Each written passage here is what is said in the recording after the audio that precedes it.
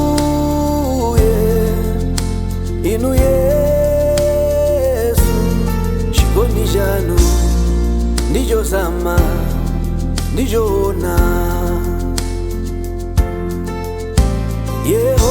Yehova Mulungu wanga, mphamvu zanu ndizopsa, ndinu mgonjezi.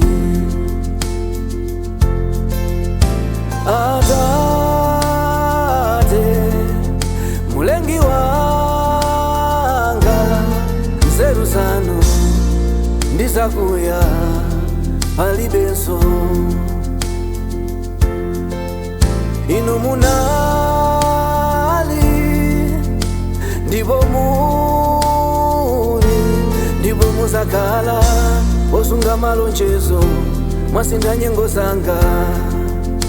Ine ndaona zimene mwauchitira moyo wanga ndizapamwamba, umasoza ndi umoyo wanga okha, wanzanga ndi wabale yanga. Ine ndaona zimene mwauchitira moyo wanga ndizapamwamba,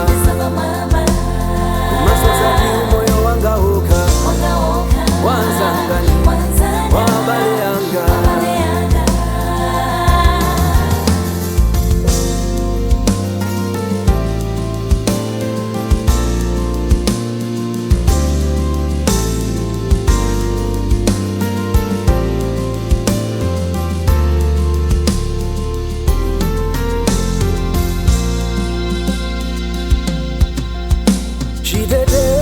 Chitetezo mwaupasa umoyo wanga, inu Yehova ndikuthokoza.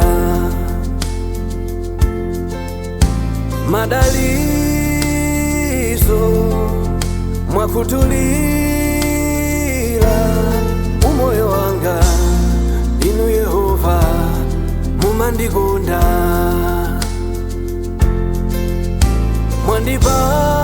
Mwandipasa muntu wa Mulungu anditengere malo amene mufuna ndifike. Mwandipasa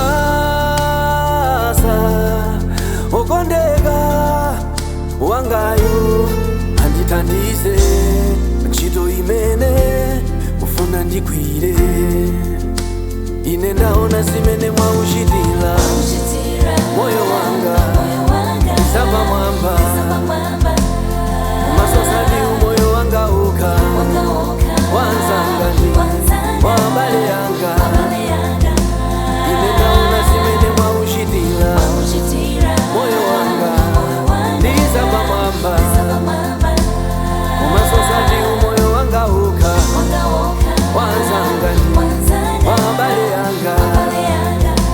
Ine ndaona zimene mwauchitira moyo wanga ndizapamwamba, umasoza ndi umoyo wanga okha, wanzanga ndi wabale yanga. Ine ndaona zimene mwauchitira moyo wanga ndizapamwamba, umasoza ndi umoyo wanga okha, wanzanga ndi wabale yanga. Ine ndaona zimene mwauchitira moyo wanga, umasoza ndi umoyo wanga okha, wanzanga ndi wabale yanga.